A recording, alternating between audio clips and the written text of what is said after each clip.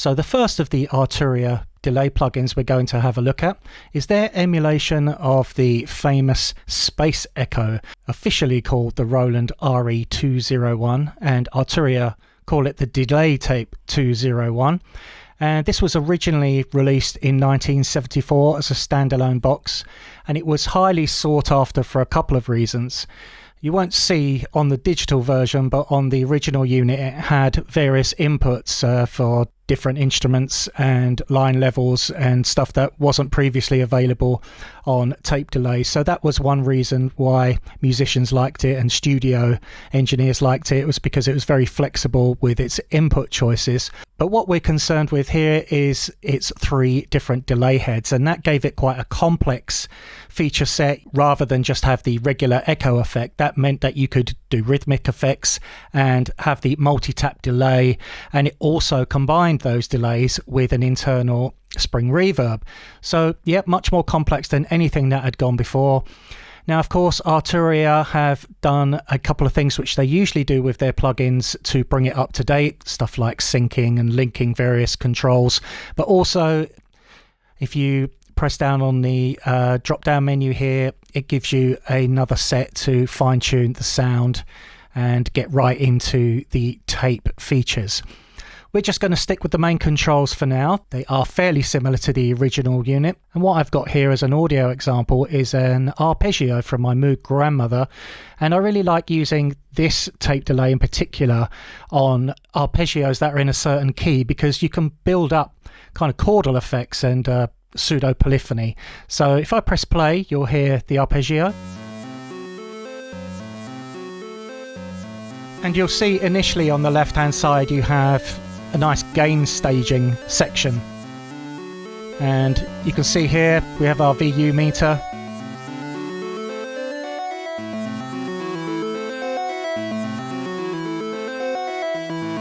and you'll see here we have a peak level for when we go into the reds.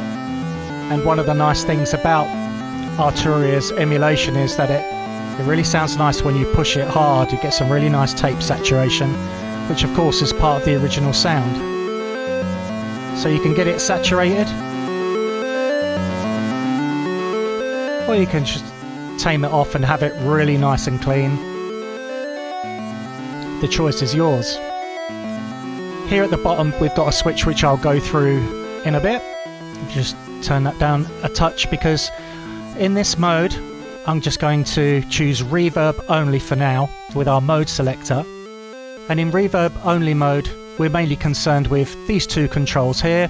You'll hear the reverb amount now. You'll hear the character of the rather basic spring reverb, like a metallic kind of reverby sound. None of these other controls have any effect at the moment, as you can see. We're just concerned with these controls because there you have a reverb amount and there you have a dry and wet amount. So a combination of these 2 controls, you can really fine tune the amount of spring reverb you want on your original source. Now if we take that back down, we can start to go on to our first mode selection that uses one of the active playback heads. You can see here the 3 heads have LEDs to show you which one is active. And when you have more than one that is active, as will be the case when we go along these different choices, that's when the heads at different playback positions can start to give you multi-tap effects. So here we just have a 1 singular active head. And if we go to our delay type now, you'll see that we're in ordinary left and right mode. It's a stereo plugin. But we can also go into ping pong mode, where each delay is panned left and right. Give it a nice stereo width. If we click once more, we go into a mid-side matrix. And that's really interesting. You'll see the repeat rate changes to mid and side, and we'll demonstrate that in a sec. Let's go back to our left and right, and let's start to play around with this repeat rate here, and repeat rate is the speed of the playback.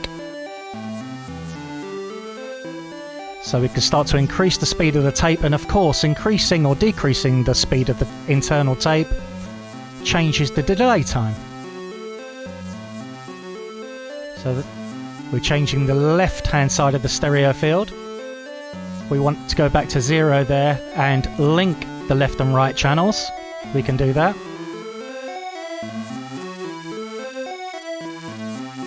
Almost like a chorus effect there, as we speed up the tape speed and get really fast singular repeats.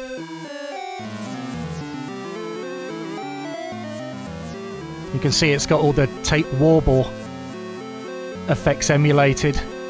We've got a nice long delay there now. We're starting to get that fugue type effect, the pseudo polyphony. And of course what we can do is press the sync button, and this will now be divisions of our global tempo in our DAW, which is Ableton.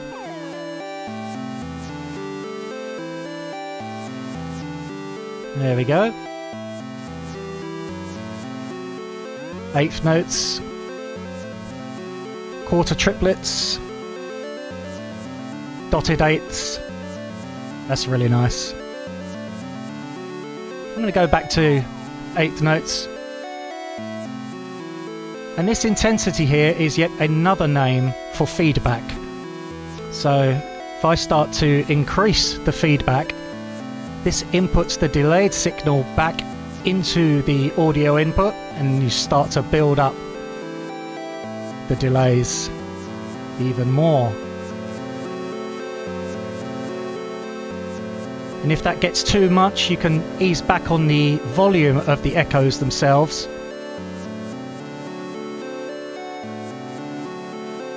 And if you want to diffuse that, that's when you bring in your spring reverb.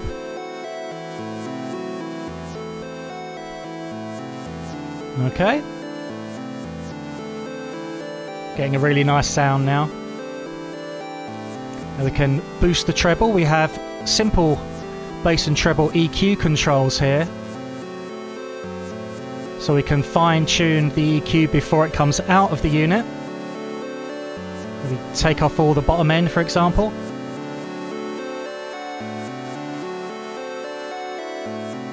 Or whack up the bass for a really thick, dense sound. But these controls are really handy when you're building up your echoes and you get a kind of muddy sound in the lower bottom end.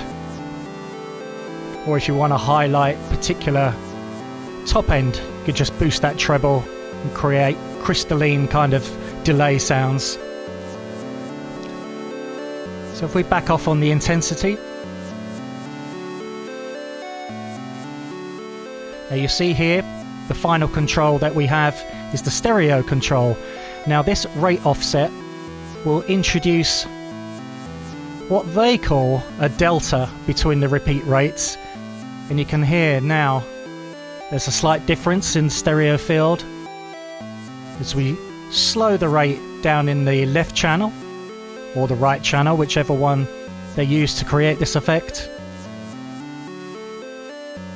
You can hear that's a really nice pseudo stereo effect that we've got.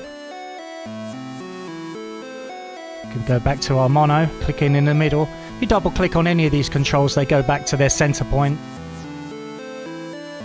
We can increase our offset rate, and then we can use this width control to go completely mono, or slowly increase to our regular stereo and then go beyond to super stereo.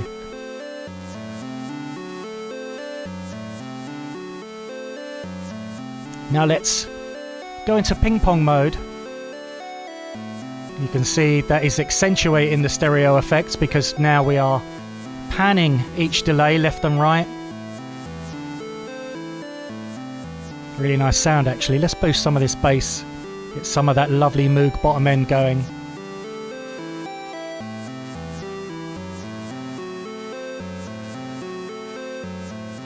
Now we can go into the mid-side mode. Now you can treat the middle and the side completely different. So if we get rid of our link here, we can have a different delay speed for the midsection, still keeping in sync.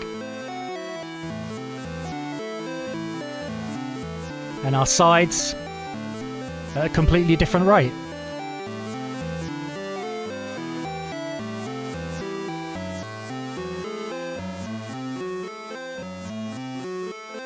So a wide range of choices. Of course, that is new, that matrix there on Arturia's emulation, a really nice added feature. And all that's left for us to do really is to just go through the different choices of the repeats. So we've got reverb only, which we started off with, and then we've got stage 1 repeats, which is just using one active head. This is active head number 2. You can hear now that playback head is in a different position, so it's changing when the echoes come in. You can change once again, change that back or change it to a quarter.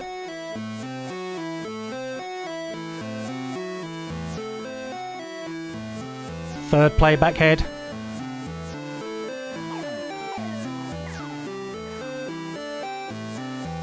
And now this is where things get really interesting. Position 4, we've got active heads number 2 and 3 lit. So we've got 2 heads that are currently active.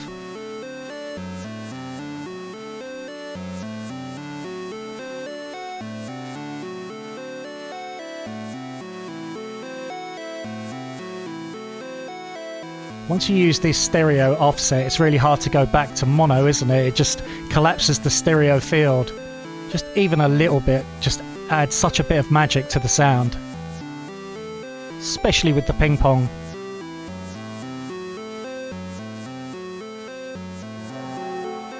Now here, we have similar to what we had with our repeats, but now we're merging with the echo as well. So here, we need to be careful with our reverb amount because we're adding that into the sound. So it can get quite muddy if we have a lot of the echo amount and the reverb amount. So there we have number 2, head active, number 3, and now we have different combinations once again to get these multi-tap kind of effects. Let's take it out of sync.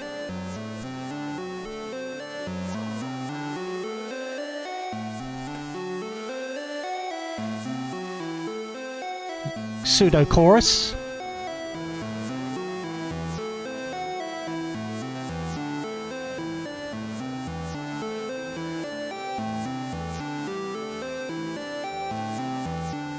Very old school multi-tap sound.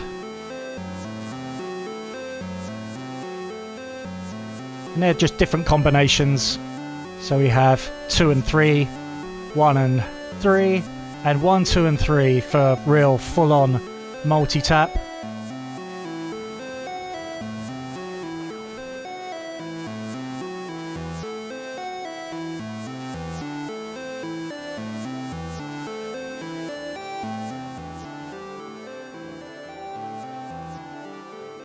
Okay, so we just have the drop-down menu features to go through now, and the first of these is an input equalizer. So if we press play again on our arpeggio, we activate this input equalizer. You can then tailor the sound going into the unit if you've got some really harsh sounds. You can use this low pass filter, round that off somewhat, or you can accentuate some of the mids.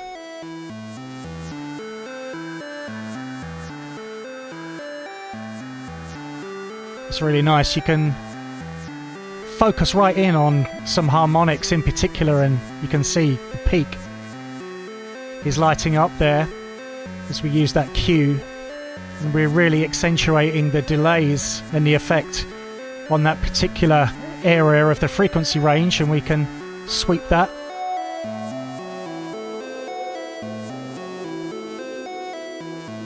Really nice effect there. Take the gain back down. Or if you've got too much bass going into the unit, you simply use the high pass filter to thin all that out. These delay units can build up when you use a lot of the intensity and the repeats, so it's really handy to get rid of some of that mud with that high pass filter before you go into the unit. Okay, let's deactivate the input equalizer and go on to this set of controls here, which kind of emulates specific features of tape delays. For example, straight away you've got a noise here. If we turn it off, I wonder if we can hear the noise. There we go. Just a generic kind of white noise. Very authentic. Let's get this back up, and wow and flutter is something you might have heard with tape machines in general. After they get kind of old or not maintained very well, they start to get quite irregular with their speed, and it's a nice... Hear that? Interesting. And then we've got motor inertia, and this even adjusts the speed at which the motor reacts when you change the speed of the repeat rate.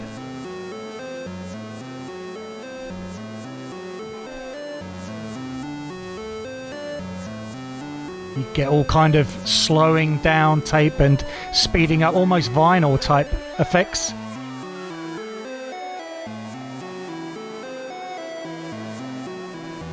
Some excellent pitch shifting effects as well. Double click those to get them back. I really love that feature actually. Gives it some real gooey analog vibe.